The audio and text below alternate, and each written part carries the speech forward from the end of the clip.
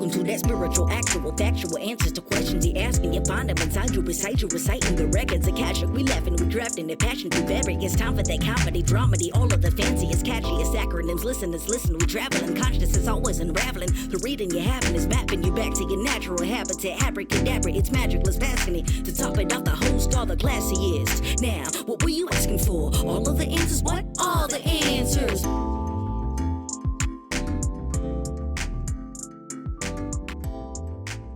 All right. Well, we're recording. Everything's recording. Yeah. Oh, Katie, you've been through it. Yep. Yeah. What the hell? You want to just dive right in and tell me what the hell's been going on? Sure. I will say I did my homework. Oh. Do you remember what my homework was? Did it have to do with about Israel and Hamas and Palestine? Wow. Yeah. Good for you. Yeah. I thought it was about our guest today. I did that homework too. You're all over it. Very excited about our guest today. We'll get to that in a minute.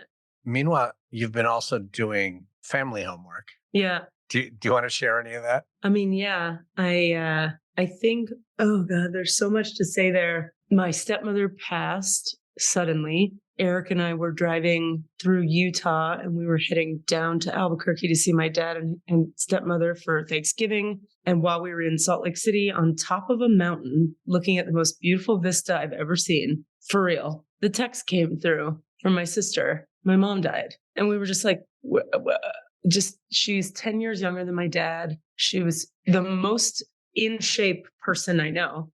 Fit, no fat on her body, exercise. She's 72. She exercised 5 times a week. She's like, yeah. And my dad's almost 80 and like looks like shit, sounds like shit, still alive. He's had 3 strokes or 2 strokes and kind of heart attack. It makes no sense. It's the opposite of what you would think should happen. Like, right. Yeah.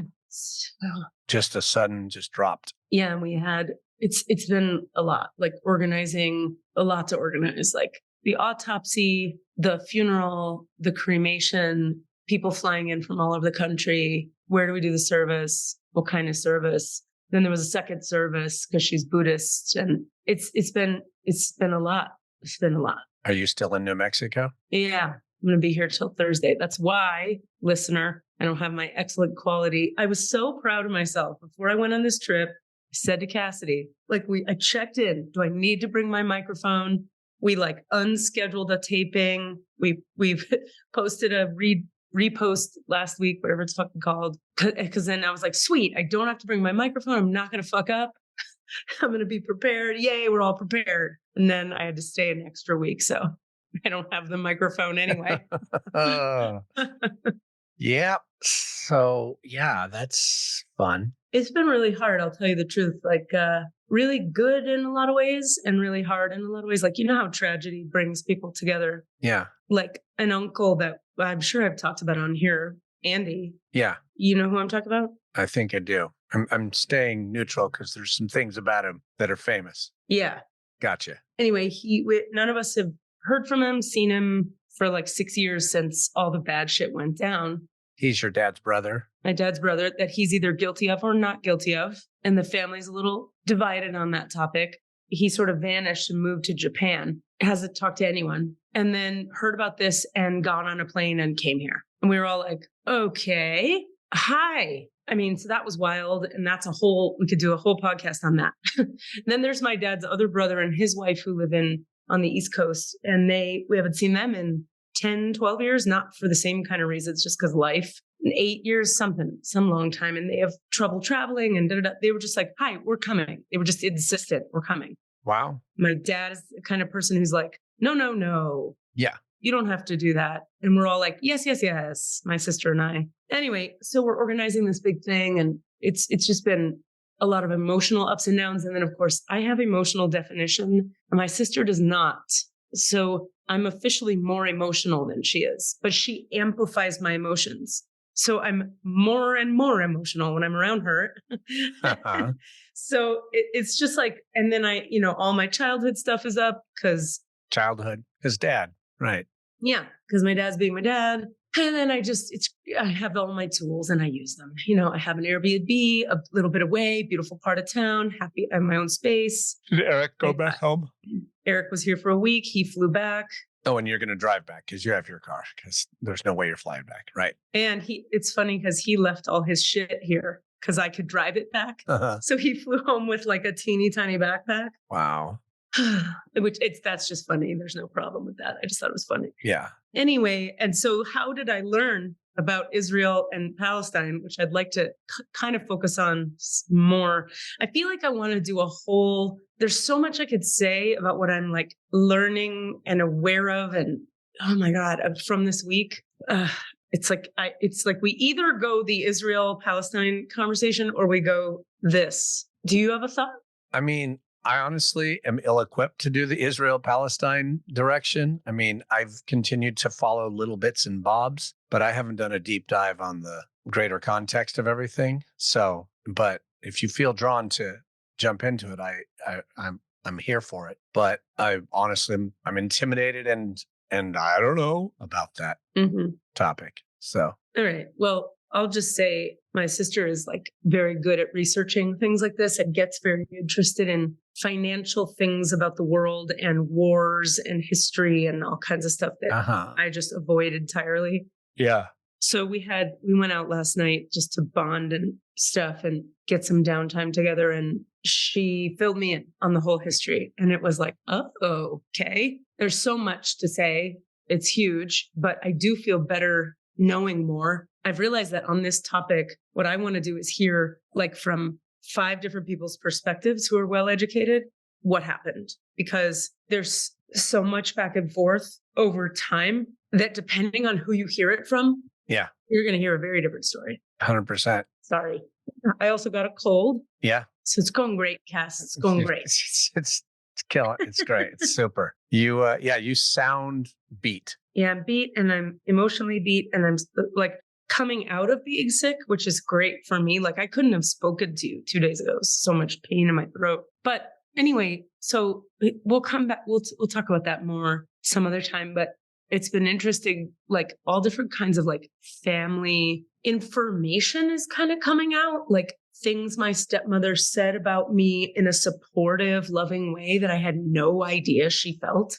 Wow. That nobody was saying to each other. They were like saying around the corners, Right. And like Sarah helping me understand, like, no, she was a big cheerleader of yours. And I'd be like, what? What are you talking? Who? And then like getting an email from a friend of hers who also knows me, who was like, she was always your champion. And and I'm going, she was? Not to me. Yeah. And that's big. And then like dealing with my dad inside of it. He's still my dad. And I can only do so much of my dad because he always makes me feel sad and unloved. And then I have to do my work and like love myself and remember I don't get that from him in the way that I wish I could and not to expect it. But if you hang out at the river, you're going to get wet at some point. Yeah. So there's only so much wading in the river you could do before you feel sad if it's not wet. Right. And so I have to take a lot of space, but then I want to be present. And then my sister and I put up the Christmas tree, which was beautiful. But Susan used to put up the Christmas tree. And then there's all these cats and dogs in the house. And he's going to be alone in this big, beautiful house. And I'm bagging all of her clothes and we're donating them. And it's a lot. Ooh, that's a lot. Ooh. So, and then there's the way that the thing I wanted to name, I guess that was just a list of context, but I find myself having all this compassion arise for people in my life that have been shitty. Like I'm like, I don't know. It just is. I feel more compassion for my birth mother, not enough to communicate with her, but I just do feel for her. Like I feel for her. She suffered a lot. She lost her family. I would argue at her own hands, but she did. She lost her husband and her kid. Yeah. She lost her brother. She went through a ton in her life. She had a shitty, hard fucking life in a way. And in another way, a perfectly fine one. And I feel for her on that. And then like a friend of mine that I defriended on my 3-year Eat, Pray, Love journey, who I haven't really spoken about here, I suddenly found myself just feeling a lot of empathy for her. It's like I got a lot of perspective on my dad's wife through going to this Buddhist ceremony we went to. She was a devout, certain kind of Buddhist. Kadampa. And we went there for a ceremony and it was beautiful. And every person, Cass, that came up to me, they all knew her. They all loved her. Everyone had a big story for me about how generous she was and how much she gave to the center. And she built this and she painted that and she designed this and she always called and she always checked in. And I'm just like, I'm thinking about that thing of how when you come home, you know, your family like gets the best of you and the worst of you. Yeah. You know what I mean? When you're at home, you see the alcoholism and you see the rage and you see the judgment and you see the fatigue and you see the joy and the gifts and the love. But when people go out of the home, they often like go do good works out there. And then you come home and collapse. And we see that. Right. You don't, in a sense, you don't put up your quote best self, but that's not even the right, because that has judgment in it. But like you do have your public self, which can be loving and generous and all the things. And then you have your private self. And I think that's even true in different variations of public. Like we've talked about a particular casting person in our world that like I have such a specific relationship of generosity and support and, you know, championing and all that stuff. And you and other people have stories of that person made me feel like the smallest I've felt in a year, just by the way they said hi, you know, or whatever. Yeah. And it's hard for us to see that those are both true. You mean it's the same person? It's the same person, and neither of us is wrong in what happened. No, yeah. Yeah. I mean, right. And then it's a complicated thing to know more of the hard stuff about a person when every person is coming up to you praising them. And I'm like, it's so complicated because part of me is like, wow, thank you for telling me that, because it helps me really see her fullness. I see like the fullness of her through these people and what they're telling me. And just because someone dies doesn't mean they were a saint. No, that's a huge thing. Did you ever read the book Speaker for the Dead? No, what is that? So the problem is it was written by a person who was wonderful and then gradually got more and more weird and paranoid. Orson Scott Card, who wrote Ender's Game. And then the first sequel to Ender's Game is this book called Speaker for the Dead, which takes place like 3,000 years after Ender's Game. But Ender has been in space, so time, blah, blah, blah. Who cares? He develops this concept called a speaker for the dead, which is an honest and true, a person who comes to a town when someone has died and asks and gets all the stories. That's good. 100% of them, and tells them all back. Does not edit. Wow. And tells the truth. That's pretty cool. Of this person. Yep. So and that's the best way to honor them. That's nice. Is to tell the truth, the full truth. I love that a lot. Yeah. So you got an experience of that, but I wonder if anybody else did. Bottom line is, I really want to emphasize, like, the majority of it has been me learning more about the beauty of this person and really getting to, I miss her and I wish I'd hung out a little more. And I wish some of the dynamics at home were different in a way that would have allowed us to get each other better. I wish she had ever said any of the words she said to other people about me to me. Why do people do that? I don't understand it. People think I'm weird all the time because I'll give you an example. Today, this is how I roll. Because I don't understand this exact thing and never have, I'm certainly overcompensate in the other direction. So I like to call people out of the blue and be like, you know what? You are fucking great. Here's why. Thank you for this thing you did when I was 12, 100 years ago. You writing letters to people, being overly sharing of how great they are. Because I'm just like, this is like a theme in my life of like, say words, maybe say words to each other. How about if we like fucking say out loud how we fucking feel? Anyway, so I today shared on the Discord of my improv group in San Jose, like this is not to, how do I say it? Open-heartedly. I open-heartedly share with them, hey guys, I'm going to miss you this month. I had a loss in the family out here helping my dad. I started to really love you weirdos. Stay weird and I miss you and I'll be back soon. And thanks for doing shows without me, and inserted a little dick joke that was a reference to a thing. Barely any responses. I'm getting like little heart emojis from a few people. People don't know what to do with that. It's hard. With kindness and open-heartedness? Yeah. It's so fucked up.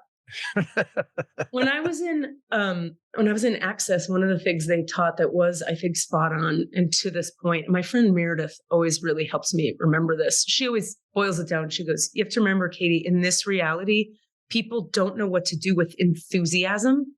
Yeah. People take enthusiasm all kinds of fucked up, stupid, judgy fucking ways, and they shut it down. Yeah. People want everyone to operate at this kind of null void of chill nothingness. And some of us are golden retriever puppies with a lot of feelings and enthusiasm.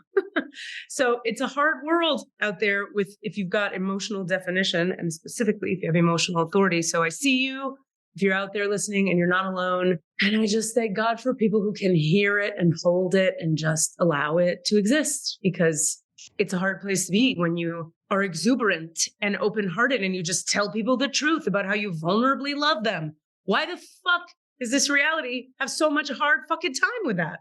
Well, as someone who is learning, I mean, I've always been, pretty good at it, but I think my thing until very recently has been, it to me goes. You've shared this before. Yeah. This idea of contracts that are drawn by expressing love, that they're mine. They're bullshit. It's a bullshit idea, but it's like it stops me. Or it has stopped me in the past from, or even to the point of fearing that I might be lying to a tiny degree and not being sure of my own truth, and I can't. So it's the problem of why you don't talk to someone right after a play. You don't go, that was great. Or you find out a way to do it. But I don't ever want to do that anywhere in my life. I don't want to go, I love you 100%. Yeah. When I'm like, do I? I'm not sure I do. But what can I want to, and then I get lost in that construct. So even replying to your email, people would be like, wait, how do I feel about Katie? I mean, she's cool and all, but I just barely know her. I don't feel like I can give her a huge, and then they never write back because they got lost in that thought. I don't know. I can't write their story, but that might be me in a lot of contexts, but I'm getting better at it. But it's a task.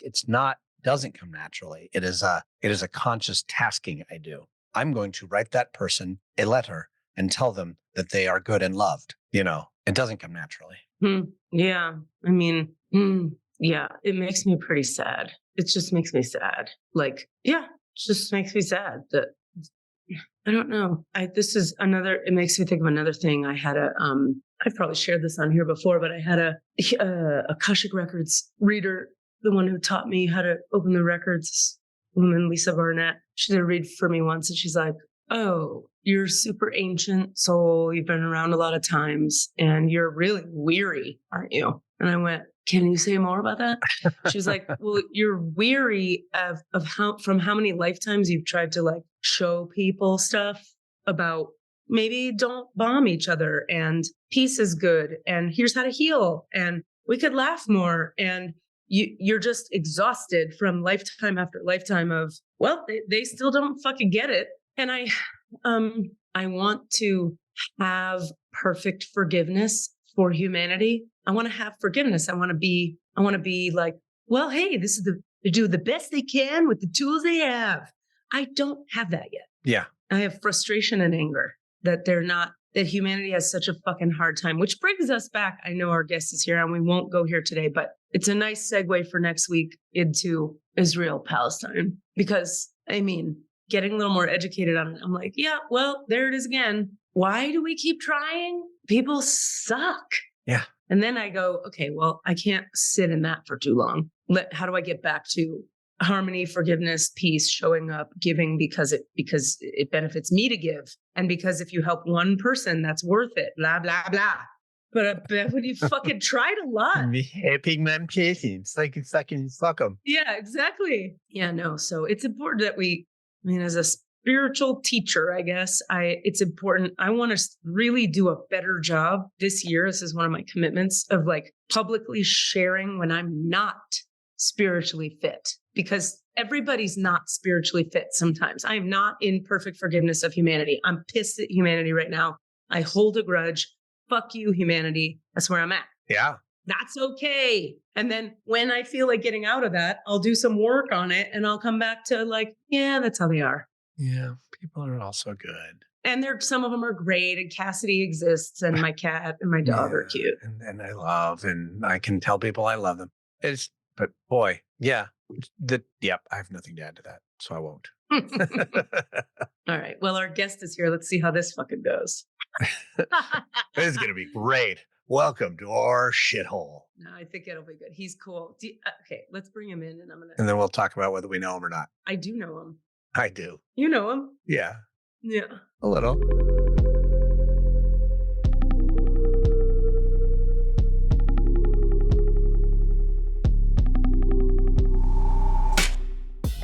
Hey, what's up? Rami's Rules. Wait, that's not how I started. Oh, well. Anyway, it's Rami.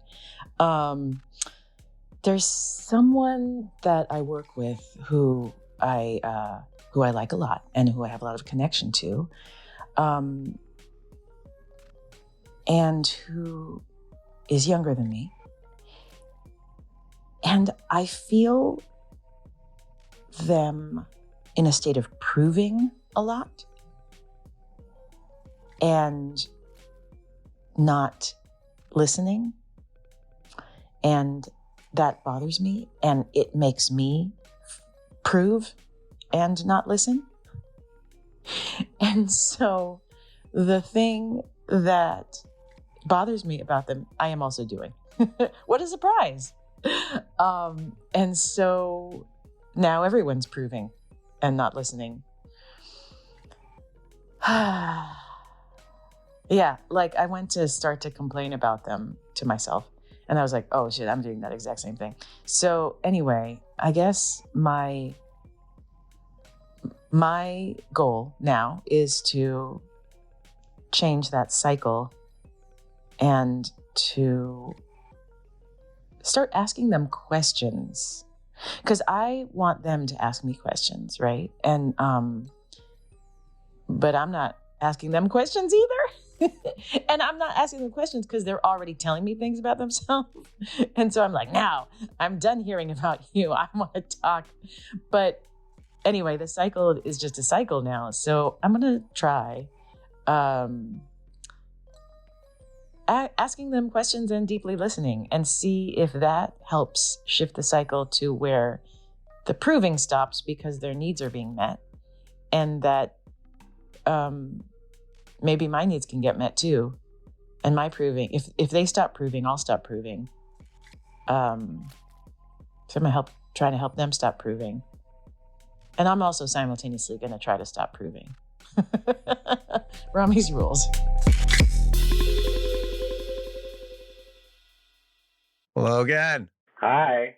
Hi. We are recording. The way we do this, we should have told you, we probably didn't, is we talk for about half an hour before the guest comes on. So you're just entering in the midst of a conversation. And then we sort of talk to you about you and ask you some questions about you. And then it's do spiritual stuff or not. Cool. Logan, have you heard the podcast at all? Yes, I just listened to the episode with Rami from whenever that was, earlier this last month. Oh yeah, the recent one. Great. Yes. And also your glasses are both have very good glasses on right now. Thank you. Tell that. I mean, I feel like ours are similar, you and me, Logan. So kind of. Yours are like the blue version of mine. My glasses are like a mirror, basically. So they don't. Yeah.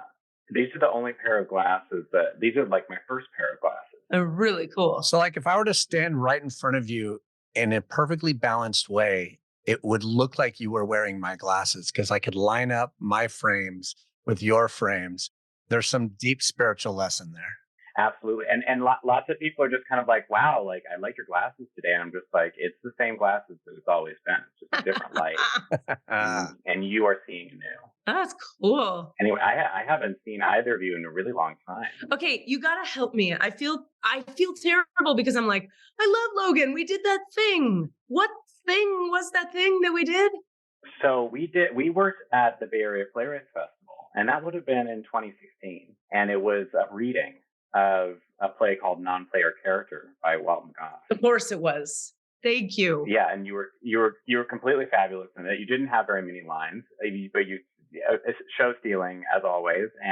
But the first time that I saw you on stage would have been that play at Aurora Theater that Josh Costello directed, where you played the clever maid. Yes. Do you know what play that? What, Yeah. do you remember the name of that play? Yes, that's fuck me, David Ives. Fuckity shitballs. It's The somethings. The liar. It's not. Oh, now I got. Yeah. No. Wait. I'm Not gonna pull the it liar. up. It's a different one. Son of God, I love that play though. So fun. Lizette. You were really, was the really character. good in it. Yeah, and I remember that you came out right at the beginning and spoke to the audience. Did you have a cane or something like that? I had a big staff. Yes, you were a total clown. Yeah. It was wonderful. It was masterful. I never forgot. Oh, that's really sweet of you. I'm pulling up. And Kat, Yeah. Remind me, Logan. we would have met at Magic Theater Right. because I was the apprentice. I was Loretta Greco's apprentice at Magic Theater starting in 2011 to 2012. Right. And so through Rami or through other people that were working on Magic, I think we just like met through those like industry circles. And you were of the established, the ruling class. The ruling class that never worked at Magic Theater, ironically. Never once. Still haven't. I've done readings and stuff there, but yeah, that's funny. Were you around during the Lily's Revenge? No, I was right after that. Okay. So the first play that I was a part of at Magic Theater was called Why We Have a Body by Claire Chafee. Oh yeah. Yes, and then Bruja by Louis Alfaro was that year. Jesus in India was that year. Yeah, it was interesting times. Very different time than now. Very different. Yeah. Lots has happened in all of our lives, I would assume. Yeah. Okay. I have so many questions for you. And by the way, it was the heir apparent. That's right. Great. I Kalia Davis was in that play as well. Oh, that's right. Yep. Yeah, it was a wonderful production. That was a great production. I missed that show. So, okay. Thank you for jogging. I was like, what did we? That reading was really fun too, of a non-player character. So fun. So you just went to Yale. Yes. I graduated in 2020. Okay. All right. Well, how the hell was that? It was, the Yale experience, I would say, was completely life-changing and shocking, beautiful, it deeply inspiring, very challenging. It probably the most contentious, competitive environment that I've ever been in. I've heard this. Oh, wow. At the same time, the most inspiring and also so valuable, just in terms of the resources that we got to work with and command. And right.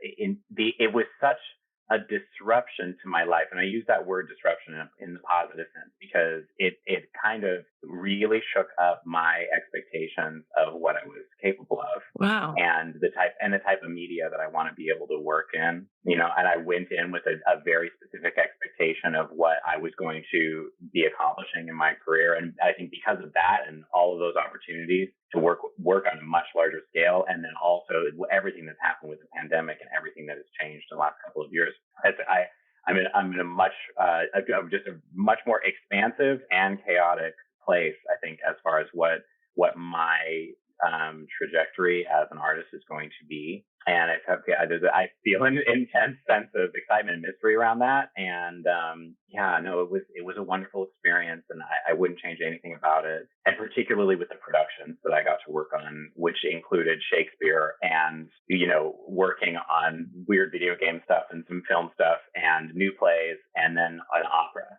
So all of that was supported by just incredible, enthusiastic, supportive people. So when you're in that, if I may, program, do they assign you to projects or do you get to choose? How does it work? So it's a mixture. It depends on, because there's the projects that are a part of like the curriculum. Yeah. And then there's the projects that just happen because you're in the proximity of these like really active and hungry artists and adjacent to all of the other sort of people that are at Yale. And the way that the big projects work, the ones that are really like supported by the resources of the school, you get to propose 2 projects and then they pick one. Okay. That kind of like will also support the curriculum of everyone else. Because in that program and I think that part of the reason why I think it's a great directing program is because they supply you with actors and designers and people that are of an extremely, extremely talented, rich artists that are, it's kind of like arranged marriages. But if knowing that like, okay, this is the person I'm working with, and so many interesting, just like, fantastic creative encounters. And I'm as far as coming out of it into the pandemic, it was very, very strange.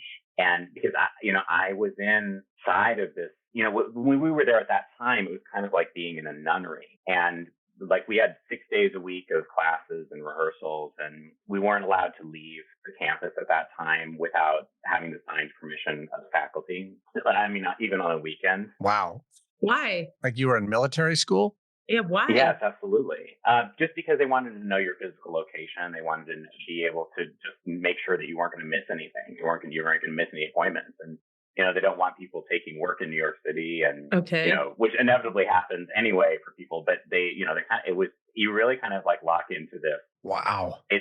You lock into this little cult. Okay. And then being inside of that system when the whole world was like changed in this huge way and fell apart, and you like the curtain was pulled back and you realize that so many people don't know what they're doing and what's happening. That was like this like double sense of disorientation for me and my friends. Did you guys stay on campus through the rest of the graduating semester, as it were? Yes. So, we transitioned into remote, but at that point, nobody really knew what that was. So what they did is they kind of just like put together these like, they basically identified the most high profile directors that they could get and then had them just come in on Zoom to speak with us. So we got like Julie Taymor to come in and speak with us, and Declan Donnellan and people but all of them were just like, what is happening? We don't know what's going on in the world or what the theater is anymore. And we can't make anything. We'll just talk. Right. Yeah. Yeah. And so,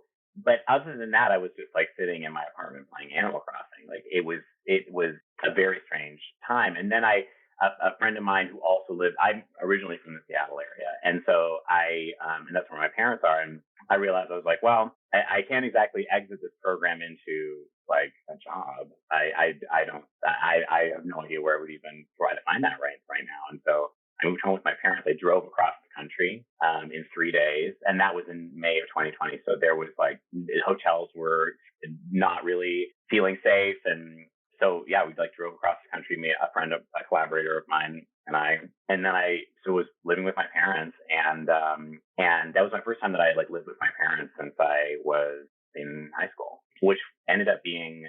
And I was there for kind of off and on for like 2 years. And I think that on the surface, when I think about that, I'm just like, oh, I think that if it hadn't been for COVID, I feel like I would have had a lot of anxiety about that. But it ended up being some of the most beautiful years that I've had with my parents. Wow. And I feel like we got to have conversations about things that had happened in the past that we never would have had if not for the pandemic. Wow.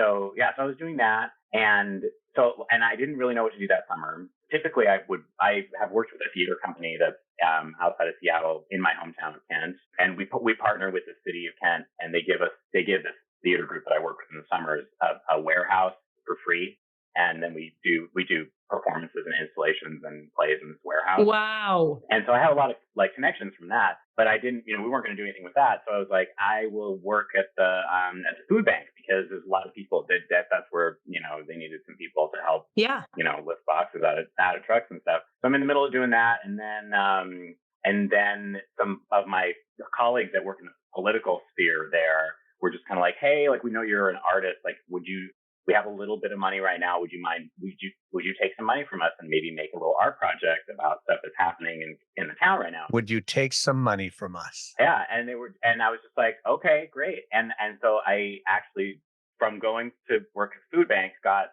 to do this documentary film. And I was just like, I'll do a film. I've never done a film before, ever. And I was like, I will take a camera and I will go around and interview all the leaders of the town. And I will ask them about what's happening and like the politics of it. And like, I wanted to hear about Black Lives Matter. I wanted to hear about COVID. And so I ended up so I worked on that for like 2 months. I was kind of like going around and talking to all the people in that community. It's a suburban community that's outside of Seattle. The arts organization that I work with is one of the few arts organizations that's there. And we got to just like do all of these like kind of in-depth interviews about like just like all of the anxieties that were happening at that time. And then I taught myself how to edit in Premiere Pro. and like edited that project together. And then we just like released that on YouTube. And it was one of those things where I was just like, I made it with the expectation that no one would see it, and that it would be like, you know, played to the people of the town. And then after that happened, and then there was like all of this like intense controversy around it because of just like the conservative versus liberal feelings inside of that town, and discussions of race and racism in that town, as it was reflected in this documentary when I have like the chief of police like talking about his feelings about racism on camera and stuff like that. So that I kind of just worked on that for a little bit. And then my theater company folks, everybody was like, well, we don't really want to do Zoom plays. And I related to that because I, especially as a director, I find it really difficult to connect with people with doing a Zoom play. So I was like, all right, well, we'll do films. Like we have no money, but everybody can do films now. So we should just be doing film stuff. And then we just started putting out like weird music videos with like green screens and 3 people involved with them. And we did like a shadow puppet film thing. And then we started doing this, like we fell into doing a stop motion animated web series that I ended up spending like a year working on. And because, you know, I had always kind of wanted to learn about filmmaking, and something that was nice about doing stop motion is that there's like, you know, you can work with, you know, a lot of my friends that are actors wanted to do voiceover stuff. And so we just started, and I wanted to figure out what it was like to do a writer's room. So we kind of came up with a concept, and we like hired writers from all over the country and did this like remote writer's room, and then had like 30 actors from all over the country to just like record themselves on their iPhones doing these animated voices. And then I just got to sit in my parents' attic and work with these models. We did it all with Legos and with, Wow. I pretended like I was still a Yale student and got like a discounted rate on all of the stop motion technology, and just kind of like using YouTube tutorials, just started to learn about the principles of animation and color and timing and editing. And then we partnered with this like symphony that wanted to support us because they, you know, so we like had a symphonic underscoring to this whole thing. And we ended up, over the course of a year, we made like 2 hours of like stop motion animated content and put it out on the internet, and then got to do film festival from doing that. And it was all just theater people that were doing that. Wow. And in the middle of that, I had like this horrible burnout, and I was just like, I was just like, I'm going to die, and I don't know what I'm going to do. And then meanwhile, while this is happening, one of my close colleagues from Yale was in the process of starting to sign on as a series regular on an HBO television program. And so she was brought to Los Angeles, where I am now. She and I had worked together on the opera that we did at Yale. And she now is like series regular on HBO and on Netflix, and like doing a bunch of like really cool Hollywood movies and stuff. And so she tells me, she's like, I want you to come to Los Angeles and we will start a film production company together. And I was just like, I really don't have any idea what that is and how we would make that happen, but that sounds cool. I'm into that idea happening. And so when we finished up the stop motion animation finally, which took way longer than I expected it to, and I ended up doing a residency, this LGBT nonprofit, and like, you know, finally got to move out of my parents' attic and like go into like an actual office to like build this studio out and finish this project. I like figured out how to come down to Los Angeles, and I'm here for like 2 weeks, like figuring out how difficult it is to like apply for jobs online and all of that ridiculousness. And then another Yale person calls me up and it says, hey, there's this opportunity to direct a musical in Europe, and I'd like you to do it. Wow. And so I ended up spending all of last fall working on this musical, totally weird new Norwegian musical that was played in Luxembourg, and it was in like 4 different languages over the course of its run, and in all languages that I don't speak. But I happened to fall into doing this. And then there also was this animated film that was like made as like a part of that. And so it was really weird, kind of chaotic, but it was theater, and got to be like experiencing the European system of how they produce experimental work. And so I kind of got like thrown into that world, which was a wonderful experience. And then like came back here to Los Angeles, and then started just like doing totally random film and TV gigs, and like assisting and sending in like application. And then I learned about that there's this like algorithm that's like, you know, there's this algorithm that you have to get past in order for your job applications to be read, and then sort of like working on all of that. And then there was a strike that started up in film and TV. And so when that happened, Heard about that. yeah. So when that happened, my friend Elia was just kind of like, let's just make lots of work. Let's just we'll write a pilot episode. We will line up all of these projects. And so we've just been working on that. And then over the summer, I got to finally go back to Kent and do a play, to work on a new play. So it was like my first play back since being at Yale, which was an amazing experience, and really enjoyed that, and also felt so much like affinity with that community and thinking about that. And then kind of just like came back here and then kind of like riding out the strike to be over, and then just working on it, kind of like a notebook full of ideas and weird seeds of things, and then planning stuff for next year, and then trying to like figure out my life financially and figure out just like what it means to be a person in Los Angeles, and all of that stuff. And I miss the Bay Area constantly. Every time that I go back to San Francisco, I'm so just filled with happiness. I feel like I'm at home there, and I'm dying to reconnect there and get to work in those theaters again, figure out what that is. But also just kind of right now, I guess I feel like the last 6 years from when I started at Yale to now, which is like 3 years of school and then 3 years of like this pandemic transition craziness, I feel like that whole time I haven't really been in my comfort zone like ever. So that's been awesome in the sense that it's like really a lot of growing and being challenged, but also not feeling not feeling like any sense of like safety. Wow. So it's but pretty cool, pretty grateful, and I have amazing family, friends. I have two questions for you. Yeah, absolutely. Two things that are just pinging when you're talking. One is, this podcast formally is sort of comedy and spirituality, but we go everywhere. We talk to awesome creators, whatever. Blah, blah, blah. Yeah. So one question I tend to ask people: Do I need to be a little funnier? Should I try to funny it up? No, you need to be more spiritual. Great. Not at all. It's just that's our structure, whatever. But what I always find myself needing to ask, just personally, and when people come on, is like, if I say the word spirituality to you, what does that mean? What does that mean? And it's so relevant to me with what you're talking about, because I'm like, okay, you got thrust into the unknown and you're riding the waves of the unknown. It sounds to me like quite successfully, though it feels uncomfortable. So I don't know. To me, it's like a vortex opened and you were thrusted to I have no net and I'm leaping because what else can I fucking do?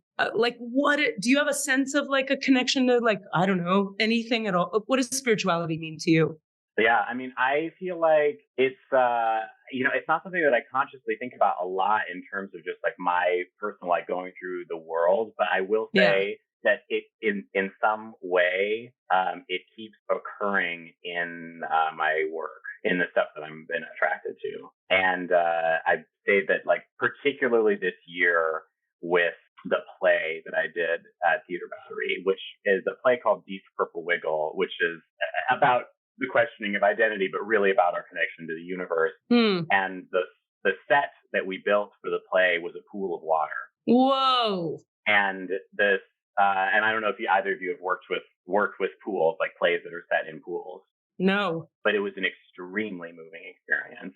It was like a presentness machine, the set itself. And we're talking like a very, very shallow pool of water that's very large. Wow. Like 20 feet square, 20 feet by 20 feet, and then about 2 inches deep of water. And it's in the middle of an abandoned building. And so it's kind of this portal to Cthulhu. And it was black, the base of the pool was black. And when it wasn't in motion, it was just like a glass. It was like you were looking at a reflection. And then when someone would step into it, all of these ripples would take place, and we would hit it with light such that the reflection would hit the ceiling of this warehouse, and you would see all of the waves in the ceiling. Oh my God. So when we did this, there was a lot of people that were just really attracted to this contemplative pool. We ended up accompanying the play with a harpist. We had a live harp that was there, that was playing with it.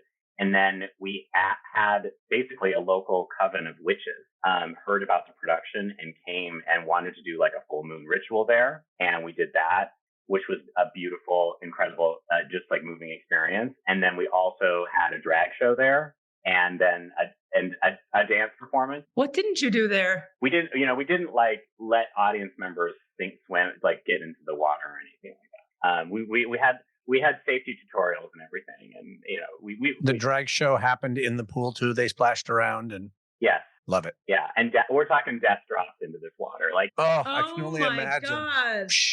it was very yeah.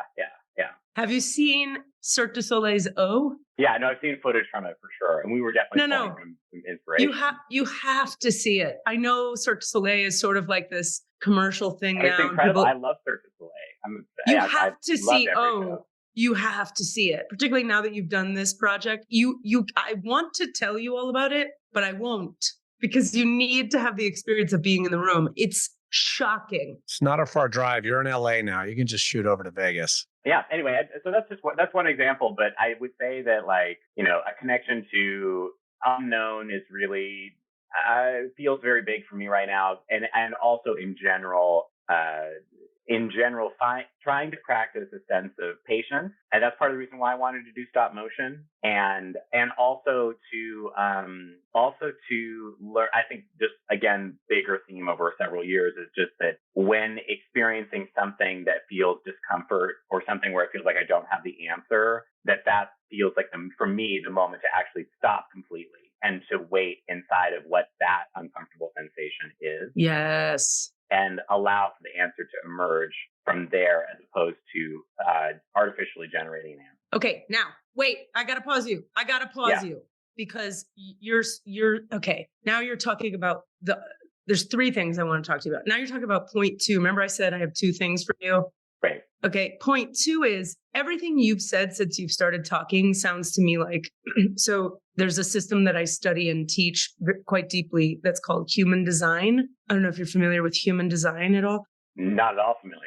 It's a complex type, very dynamic, very specific to the individual sort of typing system. It's like astrology meets the runes meets Enneagram times 50 million. It's very complex and specific and incredibly empowering for people in terms of helping people learn how they best make decisions and what's true for the self. And there's not like overarching, like, this is truth, and we're like a religion or even a spiritual system. It's like, here's what's happening inside of you through this mapping that we have. Now play with that and see if it resonates for you. And then it ends up being this like incredible tool for people's empowerment and awakening. When you're talking, you're describing, he's describing response. Mm-hmm. So generators, which are particular, there's 5 types, overarching types, and then there's all these complicated subcategories, or wait for the invitation. It could be either one. Anyway, you're describing what we would call a strategy of one of the 5 types that is, in fact, very hard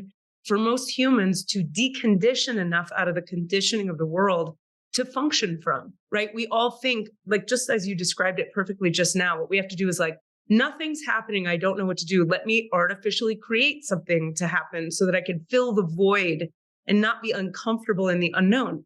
But what we would say in human design is each individual has what's called a strategy and authority. Strategy is how you're meant to function in relationships, time, space, and authority is how you inside yourself know what's correct for you. So you're talking and I'm going like, man, he is effectively responding without manufacturing an action to take out of fear or a desperate need for control or something. And it makes me wonder, to whom or to what do you give the credit? Like, did your parents raise you that way? How did you develop the ability to sit in that uncomfortable place and wait? I mean, I think that really came about when I was at Yale, because I feel like before that, I could be wrong about this. This is just my, reflection on my own past, which is, biased and all those things. But I feel like before that, I was trying to sort of follow some sort of path and script as far as like what I was meant to do in the inside of an industrial, like the nonprofit and theater industry structure. Yeah. Yeah. And I was trying to really like respond according to that playbook and to what I was, and to the cues that I was receiving from inside of that situation. And I feel like when I was extracted into this other environment, which was much more about tapping into truth and artistry and to your connection to collaborators. Right. And connection to writing and to the just like the creation of other human beings, that I was repeatedly challenged to just to be able to wait past that sort of like first impulse. Yeah. And to actually see if I could uncover the deeper, more uncomfortable impulse. Yep. That is either existing in myself or existing in a room of people that are thinking about it. And I will also say that I've been in the long term working on finding that like the sense that something is wrong or something needs to be given air. I'm trying to find that sensibility not in my brain, but inside of the other parts of my body.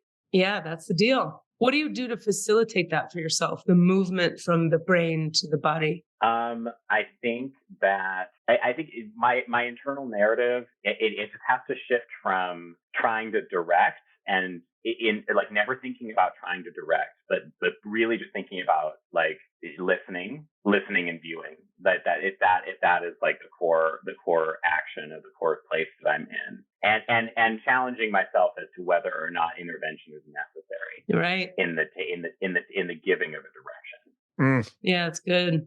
And and also like acknowledging the importance of iteration in our creative process across all medium or across all media, which is the idea that like there's this version. This is just all that is released is a version of the idea. It's not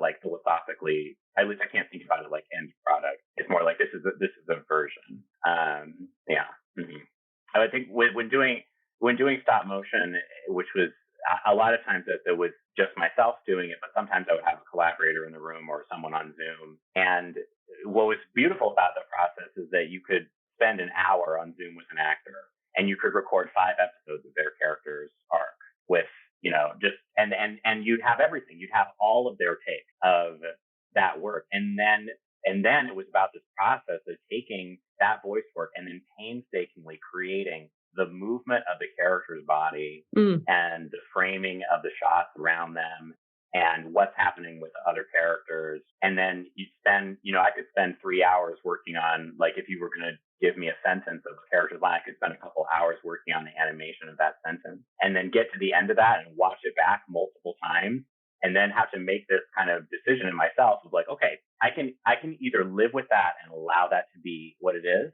or I can go back and redo it again and spend another 3 hours of sort of like life force doing that. Yeah. And then and then sometimes I would go one way and sometimes I would go the other, but getting into the practice of like accepting that like that neither way is going to reach some sort of perfection. That it's more just like, it's really just about making sure that I'm like delivering an audience into a thought. And just always allowing for that not to be like the idea of finished. Yeah. To that point, you're saying something that's, it's bringing me back to, you ever find in your life that like what you knew when you were a teenager returns and returns and returns? Like for me, there was like a hormonal awakening that was sure at that time that I feel like I was an enlightened being. Wow. I like knew everything as a teenager. I really did. And then life, like conditions, you're just dealing with life and money and survival and judgment, and you forget and you have to, and then I'll get these flashes to be like, no, I remember who I was because I was it then. I was the truest Katie at that. Anyway, that's a side thought, but I relate to that. I relate to what you just said very deeply. Oh, that's cool. Yeah, especially right now. I have been very much thinking about who I was as a teenager recently and admiring myself for the abandon yes with which I pursued things. And yes.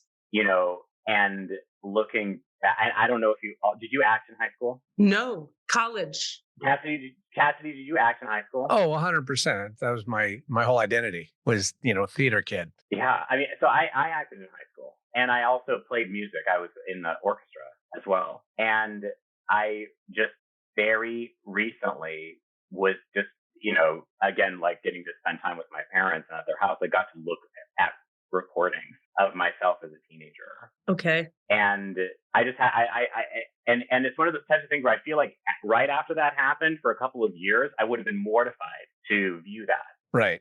And to see that type of, that very specific type of performative vulnerability of high school actors. Right. But now I'm coming back around to it and I'm just kind of like, oh, I didn't give a fuck. Right. I was not self-aware, and that was helping me. Yep. In this other way, and so now I'm trying to get back to that. I get that. Anyway, I want you to get back to your other thought. Yeah. Well, so how do I say? When you're talking, it makes me feel like it's one of the things I feel like I knew in high school when I was I was really lucky to be surrounded by a lot of creative, really smart people. I had like this crew that sort of materialized out of nowhere in my second year of high school. I mean, we went on to be, like famous film directors and like just like people who did like really cool stuff with their lives later.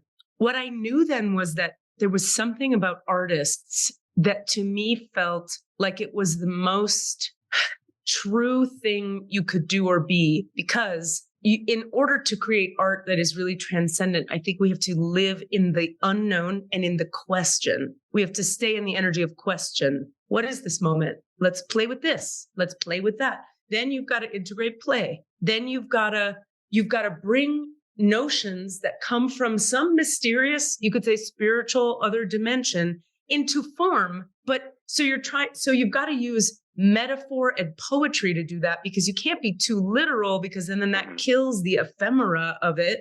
Mm-hmm. Right. Whereas if you look at what a lot of spiritual systems are doing is they're trying to lock it down. Spirituality is often, I think people take it out of what it is and try to lock it down, myself included. What are the answers? The fucking podcast is called All the Answers because I want them. Should be called All the Responses, but not all the questions and all the responses, or all the iterations. Oh. My point is, it's more spiritual, I think, to have to create art, because art requires a question and the unknown and the ineffable and a metaphor and the poetic. And those are the best approximations I think we have for articulating and embodying that which is ephemeral and beyond us. Whereas spiritual systems are often trying to say, here's the rules, here's what it is, here's the truth, as directed straight from consciousness or spirituality. So anyway, I was just listening to you talk, kind of remembering that, going, that's why I fell in love with art in the first place, is we're always trying at something as artists. Like we're doing our best to maybe it'll become the thing that's good, or not. But it's like you're birthing a thing which could die. And that is the mystery. That is the stakes are high. Well, and as theater artists, it does die like that. We're one of the more ephemeral versions of that ephemera. So it's even more. Sure. But I mean, in the birthing of it, when you put a play out or a piece of art out, it could work or not work. Oh, that. And that death is the one I'm talking about, where it's like this attempt to articulate something ineffable. I'm going to try to articulate it, and it might really not work. In the same way that when you go, I'm really on a thing here, but when women give birth, right, the baby might live, but maybe not. And also, like, that's life coming from where? I don't fucking know. We understand the biology, but shit goes on and magic happens and people come into being, and it's fucking weird. Anyway, so it's somehow, to me, I feel like art, and the way you were talking about it, you just reminded me, is somehow standing in and living in the unknown in a way that is more honest or something than any time we try to lock something down into a this or that, which, I mean, side note, but related, I feel like is connected to why the trans movement is so important, I think, because trans-ness is the antithesis of this or that. It's it's all the things and none of the things and a brand new thing, but a thing that was always here. It's all the things. And so like, I don't know, I can't help but like see the world's awakening to the presence of trans folks and the world's having to deal with it as a form of spiritual awakening. Because there's no binary in that. And binary is always the limitation to the creation of the most effective and beautiful art. Right or wrong. Right? If you go like, what's the decision to make here? I decide this, as opposed to waiting in that moment that we're talking about and seeing what arises, et cetera. Anyway, right. I don't know why you would have heard of this, but I started a theater company just now, a few minutes ago, a couple weeks ago. Great. And I'm going to produce The Totalitarians, Peter Nachtrieb's show. Do you know that show? I don't know that show. Oh, you should read that play. I mean, you should read everything that Peter's ever written too, because the way he queers the world is beautiful. Like he's an incredible, hilarious, one of the funniest playwrights you've ever read. Black comedy, satire, farce about politics, but it doesn't say liberals and non-liberal. It says like politics is a problem. Anyway, it's very funny. And there's so much inside of looking at it, but also 900 things I want to tell you. One thing at a time. First thing is I'm really appreciating this conversation because it's helping me think differently about it. You know what it is? It's helping me land in the kind of thinking I want to be in as I approach the production. Like I know the play before and loved it, which is why I pulled it in to be the first piece. And so I have that old idea, my 2016 self's idea of what it is, but then we're not there now. We're here now. And I want to approach the production from the energy of question. Anyway, I'm excited about it. And we should get you out to direct something. Because that would be. I'll be there. I will get in the car right now. That would be so cool, Logan. Happy to do it. Oh my God. I love it. All right, we'll make something happen. Anyway, I think for me, this is going to take me back to a question for you. Right before the pandemic, I had really hit bottom with what I'll call right now conflating the business of art with the love of the craft, like why we do it. I was fried from achieving and trying to be in these echelon places and fit the square peg of me into the round hole of whatever the fuck, and never ever fucking fitting, and then always being cranky and frustrated, and then thinking it's my fault, and then if I were thinner, if I were less loud, if I were less funny, all of that. And I hit bottom and I said, fuck the whole thing. I was having a hard time quitting though, because I'd worked hard to get to the little scraps of what I had. Yeah. And then I got injured because the universe is wise. My knee got hurt on the last show I did. I couldn't do it. I had to drop out of the production. And then the pandemic hit 5 seconds later. And I got this, I was given this, I see it like this time to just stop it and really own how brokenhearted I had become over all of the politics and all of the strategizing and all of the ladder climbing and all of the fucking games and just hating that, always having hated it. When I was a teenager, I wasn't like, you know what my vision of art is? Let me compete and climb the mountain to the top of the... That was not the vision. The vision was, I have these things to say and this stuff to create, and wow, we could really affect people, and wouldn't that be fun? And so I went through so many waves and iterations in these last 3 years of just like, I don't do that anymore. Fuck you. I do this other shit. Fuck you. Mad. And then I went through, I miss it, but I'm not going back to that. And right now I'm in this place of, okay, you know what? I definitely need to come back because it's a huge part of who I am, but it's happening on my fucking terms now. I could sob right now saying that sentence to you because I'm like, what it took in my personal work to get to like, no, I get to be the boss. Mm-hmm. I get to say, I know, me, I can, and I know. And also part of being a leader, I think, is everything we're talking about, where it's like, even though I get to say and I get to decide, that ends up looking like I get to hold space for, I get to wait, I get to listen, which is everything the people who broke my heart in theater never could do. Couldn't stop and listen. It wasn't the point. The point for people was gaining some kind of fucking status. And So my discipline, I keep getting this message that my discipline with this, if it even lasts to be a company, maybe it's one thing I produce, who knows? Whatever it's going to be, my discipline is anytime I'm starting to get pulled into any of that, the status seeking and the cool factor, competition. I want excellence in the work and kindness with the people. Excellence in the work, kindness in the people. Mm-hmm. That seems like a basic, fair kind of way to fucking function, maybe? That's very anti-capitalist white patriarchy bullshit. Right. You can't do that. You're not allowed, because we need urgency. We need worship of the written word. We need Power structures. power structure. We have undeniable hierarchies. We have, that's none of those things are allowed. Right. And you're right. And it is that you do there has to be a leader of the ship. I do believe like leadership, it matters, but there's a way to do leadership that is inclusive and holds space for and is open and receptive. It isn't taking your hands off the wheel entirely and going like, whatever the group says, but it's also not top down. What I say goes. My toxic nonsense trickles down through the system and now you're affected. Fuck it.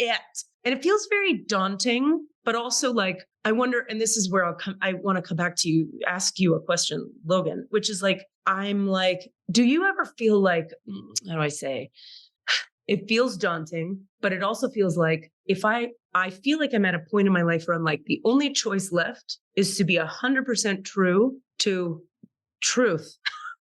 To my sense of truth. And my sense of truth has nothing to do with amassing funds. I like nice shit. Cassidy will tell you. I like nice shit a lot. And, I want to paint things, pretty colors, and have a nice... Katie wants a jet ski. I want a jet ski, and I want a fuzzy couch. But we're gonna die. We're gonna die. We got a few years to hang around, and then we'll be dead. Do I want to have spent it climbing some social ladder of appearances and whatever and amassing funds? Or do I want to have done something? Anyway, so it leaves me, I'm left with like, I have no choice but to make the work I want to make. I feel a little like there's no choice because any other thing is a lie to me personally. And I wonder, like when I hear you talk about everything you've been willing to sit through and struggle with and wait through, I go, you sound to me like someone who's like, there's not really a choice here. Like, I'm not like, now I'll be an investment broker. Mm-hmm. Mm-hmm. Do you feel that way? Like this is a calling and there's no way out? Yeah. I mean, I've definitely had some moments where I'm just kind of like, wow, yeah, I'd love to sell out. Let's sell out. Let's just do it. Yeah. Yeah. And and for whatever reason, even when I am like trying to do that with what I feel like is my whole body, it just doesn't come back to me. It just doesn't come back to me. And I relate. And I gotta sit and accept that that's sort of like what it is, and also that would be boring and for me. Yep. And I also think for the people around me that like being around me and that I want to like continue to incite chaos with them. And I don't know. I guess I try to focus on piercing through what all of the politics are and what it means to be dealing with writing versus improvisation versus generative devising and or filmmaking or all of that. I'm trying to just be like, you know what, if at the end of the day, then I can give someone a memorable experience. If I can give someone something that's worth thinking about and remembering, then the job has been done. I agree. And that's what it is. A memorable experience, which is, and for me, memorable doesn't even mean good. Right. It doesn't even, and obviously I want good, I want excellence as well, of course, but I also think that there is a gift in sort of the uncanny or in the strange or in the, totally other, just like things that you can't control that are just a part of what it is to be making art now. Oh gosh, as far as the capitalism thing, I have way more questions about that than I have answers Yeah, we all do.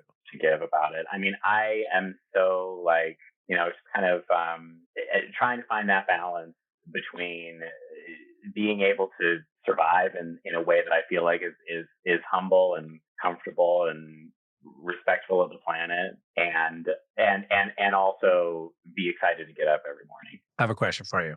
Yeah, absolutely. When you were going through all these sort of, I was seeing sort of almost like a leaf on the wind experiences, where it was like, oh, I guess I'm going to Kent. Oh, I guess I'm going to Europe. Yep. Oh, I'm making a stop motion film. Almost like it came to you and you said, that's what I'm doing. Were there any things in there that you were like, shit, what the fuck did I agree to? Did you ever regret any of those? Absolutely. Oh, 100%.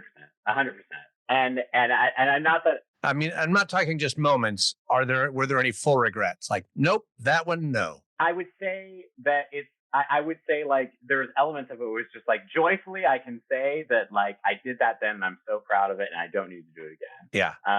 Or it's like, oh, that was like a really rough space to be in for a little bit, but I'm so glad that I went through that. So I wouldn't say that I have any regrets about that time, and I felt like, and I feel like I'm still in that time, to be honest now, because not like it's like that freelance thing where you have these like tendrils, and then suddenly something like really like, and then suddenly like a piece of meat enters, and you're able to right.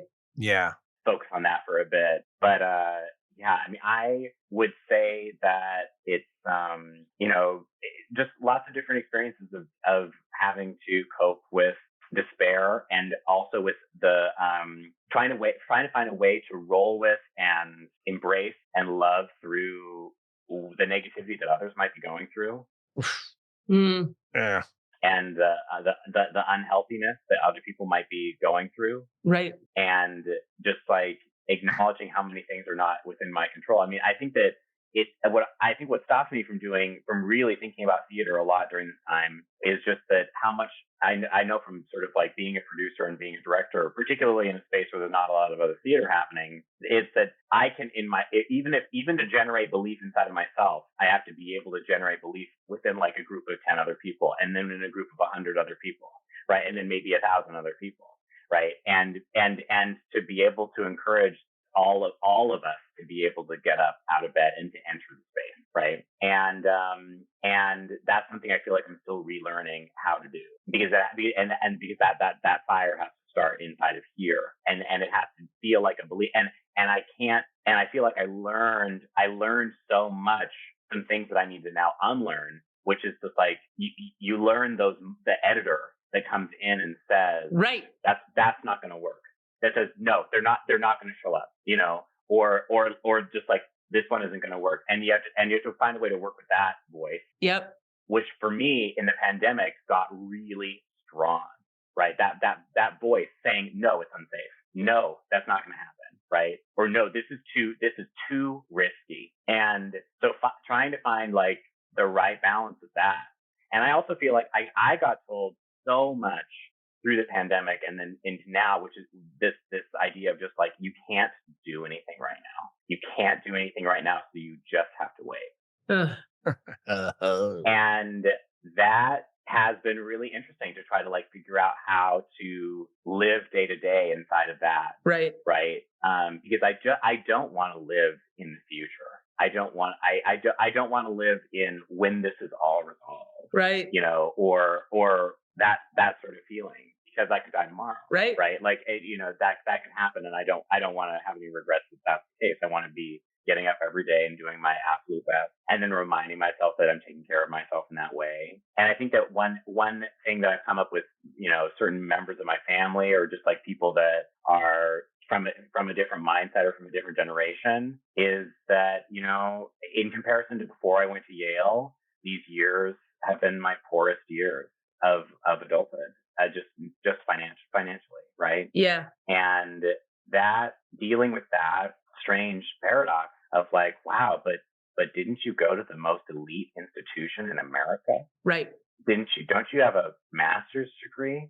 And you got all the prizes, and like, I don't have any student debt or anything like that. Like, that's incredible. Like, I'm very fortunate with that. But at the same time, it's just kind of like, oh, but I was speaking a little bit about algorithms earlier today. I mean, yeah, I mean, I'm one of those people that has, I don't know if you've heard about this thing, but it's like just in trying to apply for any old job, right, or to work at the grocery store, I mean, I've probably sent in 200 job applications this year for different things. And I would say that 99% of the time there's no response at all. Wow. Right. And what are you, an actor?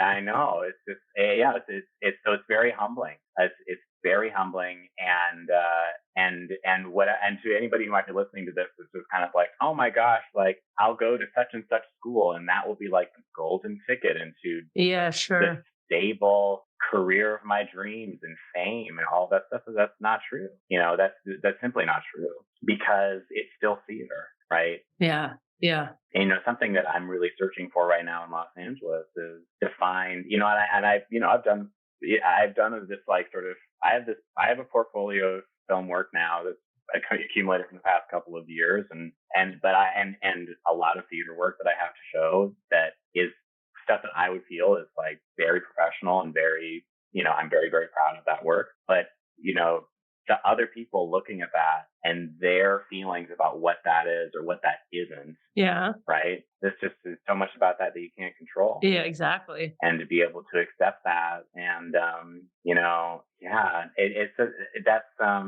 it's just very interesting. And to just acknowledge that, I think that, and I'm sure as actors, so much more about this than I do, but it's something, there is, of course, always your own responsibility for what's happening in your life. And I fully acknowledge that. And then there's also this factor that opportunities are given to us. And some of the time we are in a position where we have the energy or we have the resources and we have that to be the initiator, to turn the key. And then other times it is up to another person.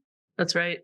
To give us that opportunity that might be life-changing or might be really damaging in some way, or all of that stuff. And just like respect that that's kind of what we're in, and I feel a connection to just what this artistry is. And even though I kind of now think of myself as working in multiple media, I do think about myself as like a theater maker by birth. Yeah. And, just looking back at our history and the ways in which people have entered the industry and fought to stay in this industry for the last, hundreds of years, I feel like a lot of that has not changed, even now, and sort of like where we are. I think that these questions and all of that is a part of our ongoing practice as a social role. I don't know if that makes any sense. That's crazy. I think you're talking about, I don't know, the way I'm hearing people talk about it is they go, what is the theater now? Or they go, is theater dead? Or what, it's funny because my reaction anytime somebody says that, I'm watching obviously what's occurring, which is all these huge institutions shutting down. And I'm watching rebirths of some and deaths of others, lots of deaths, and then weird survival of others still. And I don't have any idea what theater is or what's happening to it, but I know, I feel like at the end of the day, doesn't it all just come back to what do you need to do on stage? What do you need to put up? There is no what is theater. There's what do you need to create? And then let's create it and invite people to come to it. And then also maybe treat people well, maybe try to be kind while being excellent. What else? I think that's what we can do. That's what we can do. We can be good to each other, and also work to see how that we are in the same boat and in the same community and experiencing, and we all share resources. That's just a huge part of what is happening. Yeah. Especially when and I say that, and then other times I feel like the way that the nonprofit system is set up is so competitive. And so, every time that I have to sit down and write one of these grants, I'm just like, whoa, it's like, I know, really tricky to, and thinking about the right language to use and all of that, the codes that we have in order to demonstrate worth. Totally. Oof. It's really, really tricky. And it's a balance to be able to grow financially, right? Yep. Yeah.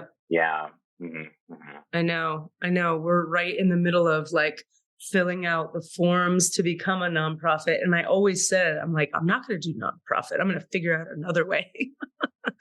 And then when I look at it, I'm like, it's kind of the best way to go, because there's so much you could do that you can't do if you're for profit, and then exactly that, figuring you have to put certain language in certain locations in order to display worth. Right. That's exactly, I love how you said that. Yeah. And I mean, with the company that I've worked with the Artistic Director Theater Battery, we just finished our 12th year. And I started that company with a group of friends from high school. Wow. And now it's like a small professional theater company where, we're paying everybody to do stuff. And, this year we were able to pay an hourly minimum wage to every actor, and did that, which is a huge milestone from us having gone up from doing stipend work.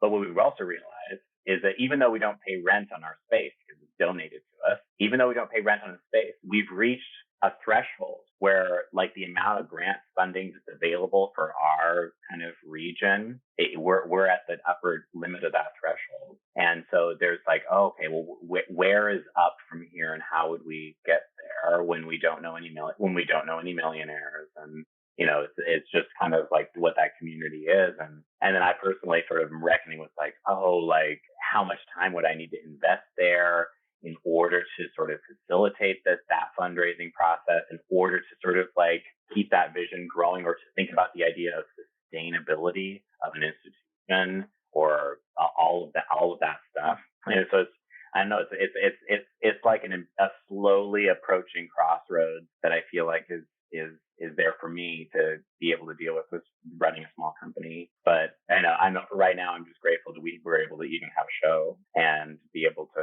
sort of put something else up and have people show up to see it and that sort of thing. Yeah, I mean, I feel like as many times as I can say to myself that the rules have changed and things are different and you can't expect what you expected before, I feel like I repeatedly learn that. That is a lesson that I feel like I digest a little bit more each day. What do you mean specifically? Which rules are you talking about? I think that the way in which just to take that organization as an example, where it's you think about something as a small company, that we were in this place of every year growing in the amount of resources that we had, growing in the amount of audience that we were reaching, and just the ambition of what it is that we were doing, and growing, right? And then experiencing at once this intense economic setback, which is the pandemic, a big slash in the audience participation, right? And the way that we're connected to our audience, and then a huge blow to everyone's morale and to their capacity to sort of give spirit to what's happening, right? Right. Which then plays out in not having enough energy to do sort of the volunteer level work that we're doing. Of course. Yeah. When we're giving it all to mid-sized theater. That's exactly right. And so being able to sort of readjust, and then also for me, I don't know if you also feel this, but also being just what are the ways that my body has changed? Yep. My energy is different than it was 10 years ago. Oh yeah, for sure. My patience is different than it was before. Yep. And also there is that pernicious capitalist ladder mindset, which is just but wait, I did this work before. I shouldn't have to take a step backward. Right. Of course. Right. And which is in itself this a feeling of entitlement. Right. It's ego. Yeah, absolutely. And sometimes that's helpful. Sometimes that's really helpful for setting boundaries and being just no, I'm not going to do that. Right. And then other times it's in your way, and you just kind of got to accept, no, it's different. You can't. Absolutely. You got to throw that out the window. You can't expect that. And to me, that's what I call spiritual awakening. It's or you could call it emotional maturity. They're best friends. It's it's emotionally mature to be able to say, sometimes you got to say, yeah, I will do that for that amount of money because I want to bad enough and it matters. And other times the emotionally mature choice is, no, I won't. And it depends. People want a playbook. It's always this or it's always that. And you can't. And sometimes you, Katie knows probably what I'm about to talk about, but like you think you're going one way with the emotional authority or following that, which is contrary to the practical ladder mentality. So that's the right choice because I'm going against that thing. But then you get in it and you're like, this doesn't feel good. In fact, it feels extra bad. So I actually let myself down and I thought I was following spirit. I thought spirit was guiding me this time. Right. Out, it was my head trying to follow spirit by being counter. I was still operating in, I'm doing this understudy gig right now that I'm just frustrated as hell with. I'm just like, why am I doing this? Why did I say yes? And I do have the feeling of I'm above this. Like my ladder put me above it. So I'm not going to listen to that ladder. I'm going to do it. But I was still operating in response to that as opposed to truly operating from spirit and making the decision, I think. Or from authority. Yeah. Your authority. Yeah. Yeah. I wasn't really following. I thought I was following my authority. I was doing my best. And sometimes we do that. And no, it's fine. We're living. I'm fine. But that you're also going to get those wrong too. Right. And I think that that's what's so important about friendship. I feel like I have learned. So I feel like all of my friendships now have gotten very much deeper in different ways as I've gotten to this age, just because of all the case studies, just because of being able to talk through. And I feel like this with things having to do with family and dating and, other personal matters where it's just like to have your comrades that are there to be just like, okay, like here's the full situation and I will give you all the context of what's going on. And then to feel them also not know what to do. Yes. Is extremely that's helpful. validating. I agree. Yeah. So I feel, yeah. Mm-hmm. Yeah. There's a documentary I just watched, like binged. I think there's more episodes coming, but I watched all 4 of them. It's called Mormon No More. Uh-huh. And it's on, do you know about this? No, I don't know, but it sounds fun. I think I would enjoy that. It's on Hulu, and it's 2 women who were like married to men, one of them grew up from birth inside the Mormon church, and then was like, oh fuck, I'm in love with my girl best friend. And then it's them deconditioning and coming out and getting together, getting married, and their parents and the church, and there's a lot of LGBTQ activity happening at BYU now. Mm-hmm. And all through Utah, Mormons are like, I'm gay, deal with me, which is fantastic. Yeah. I mean, Utah famously has some of the best services for queer youth in the nation. Right. As far particularly dealing with like the unhoused queer youth community, and just it particularly in response to what the Mormon Church does. Exactly. Right. Yeah. Exactly. And it's just been really cool to watch it on so many levels, but just like as a reminder of like what I'm taking from it a lot is just this thing kind of coming back to what we talked about for myself, where it's like, get to live on this planet another, 40 years, if I'm lucky, if I'm doing well, what really matters and what's really true. And then just coming back to that over and over again, and then acting from that place. And these people were inside of I'm talking about people who, before there was internet, literally the only things they'd ever seen were their Mormon temple, their Mormon school, their Mormon college, their Mormon family, and their Mormon friends. That's all they've seen. And then inside of them is, I like people of the same gender. But literally the only thing you've ever seen in external reality is, you get it.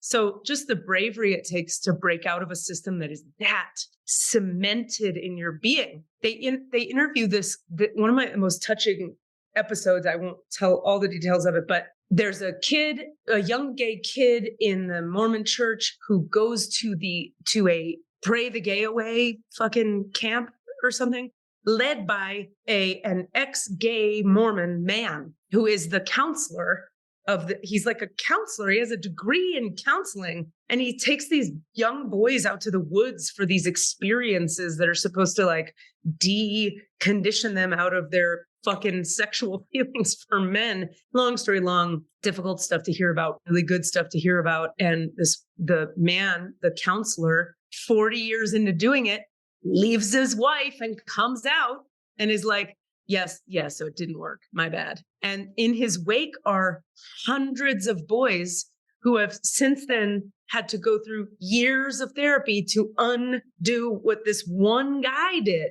And what am I trying to say? I'm just sort of like, we're all dealing with, I feel like on some level, conditioning that takes us away from or wants to or tries really hard to take us away from what really matters to us as individuals and what's really true for us, whether it's make your art no matter what, or be fucking gay in your Mormon family, whatever it is, you know, there are forces at work.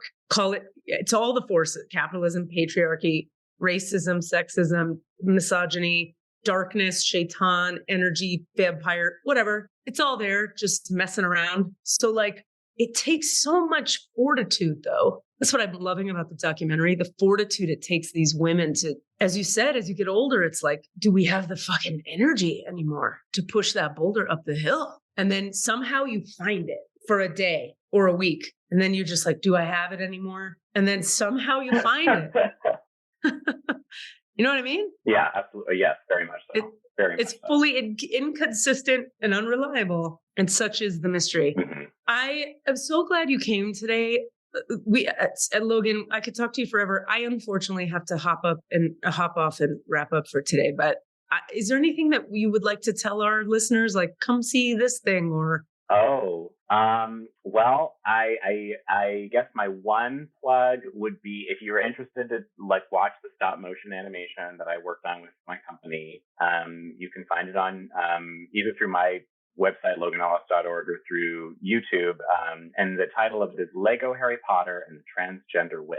And it is the story of a young transgender child who goes to Hogwarts and experiences we kind of asked ourselves the question of like, okay, what would a transgender child experience as a student at Hogwarts? And we worked on this project over the course of the year 2021, and partnered with an organization called Utopia Washington, which provides all kinds of different services and arts and access to the Pacific Islander trans community. And so that project is something that we spent a little bit of time talking about today that I would be excited to share. You know, a couple of years old now, but has played in festivals and primarily appeals to like 12-year-olds who are queer.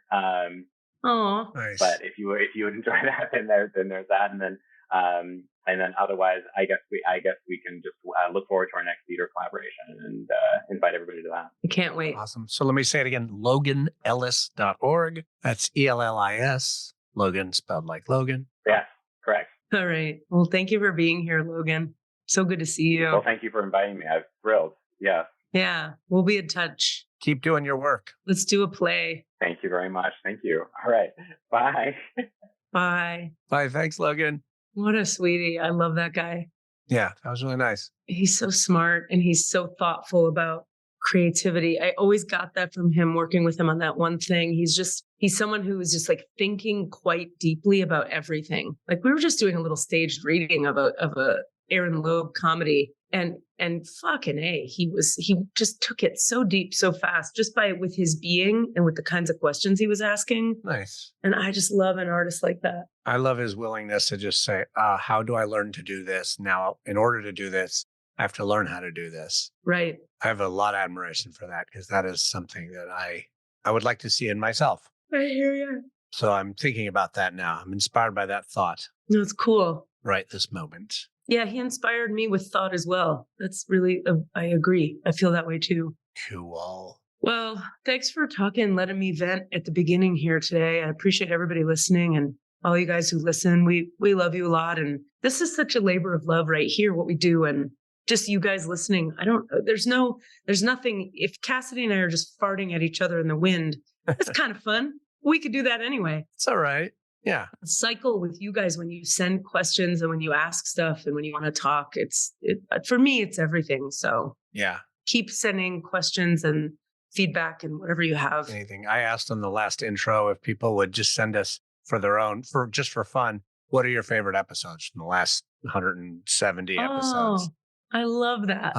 Also that way, when we need to do a re-release, maybe we draw from that list. That's a good idea. Yeah. So, but send those in as well. And also, as always, we still would not mind at all, even a little bit, if you jumped on that Patreon and then told 10 other people to jump on that Patreon. Yeah. And let's get a little something going to sustain us in this, what we have agreed to as a capitalist culture. We are still in it. We need it. Yeah. Yeah. Yeah.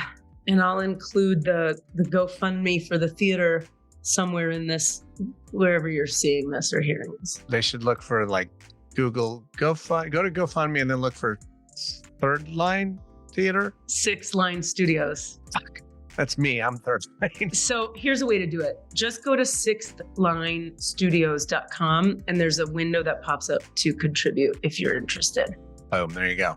All right, my friend. I'll talk to you soon. I love you. All right, my friend. Talk to you soon. Let's get together in the real human world. Okay. When you get back in town. I love you. I'm looking forward to it. Love you, boo.